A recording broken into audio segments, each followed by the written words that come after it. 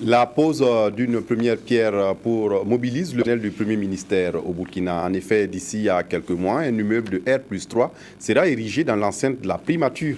L'infrastructure va servir de bâtiment administratif à usage de bureau. Il va coûter plus de 1,5 milliard de francs CFA. Abdelaziz Yadibou. Dans un délai de 10 mois, l'épulsion d'exécuter et de disponibilité de bureaux ne sera qu'un souvenir pour les héritiers des locaux de l'ex-présidence qui font actuellement office de primature du Faso. Le bâtiment colonial ne répondant plus aux exigences du moment sera décongestionné par une nouvelle bâtisse à la hauteur des ambitions de l'institution. Un bâtiment administratif de type R+3 dont l'architecture allie modernité et culture locale.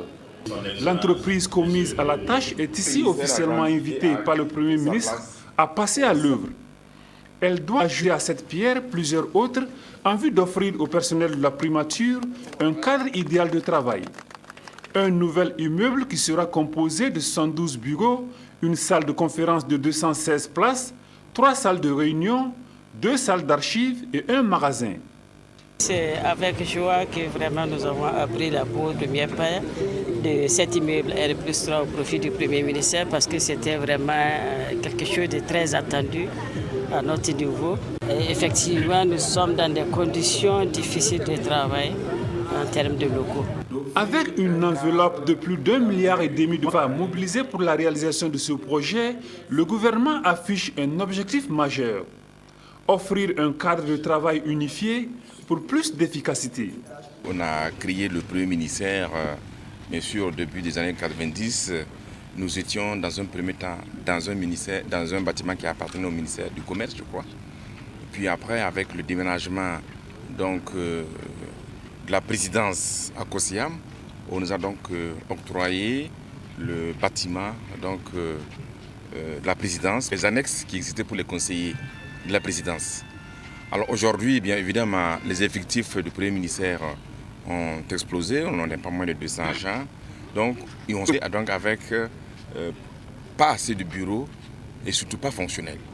Donc c'est dans ce sens-là, avec les sollicitations des agents depuis un certain nombre d'années, donc nous avons donc pu ainsi obtenir les financements nécessaires pour ériger ici un nouvel immeuble moderne, R+3, pourquoi pas, qu'on peut même étendre un peu plus haut, pour mettre donc les agents dans de meilleures conditions de travail. Je pense que si cet immeuble finit dans les 10 mois à venir, sans doute que nos agents seront donc mieux logés et je pense donc pourront travailler vraiment dans de meilleures conditions. Au regard des enjeux que constitue ce chantier, le chef du gouvernement a invité l'entreprise chargée des travaux à des pas rassurants et bien mesurés pour arriver à bonne date. Luc Adolphe Thiago a pris l'engagement de veiller personnellement à la bonne exécution du chantier à travers des visites régulières et sans préavis, surtout que le chantier est à sa portée.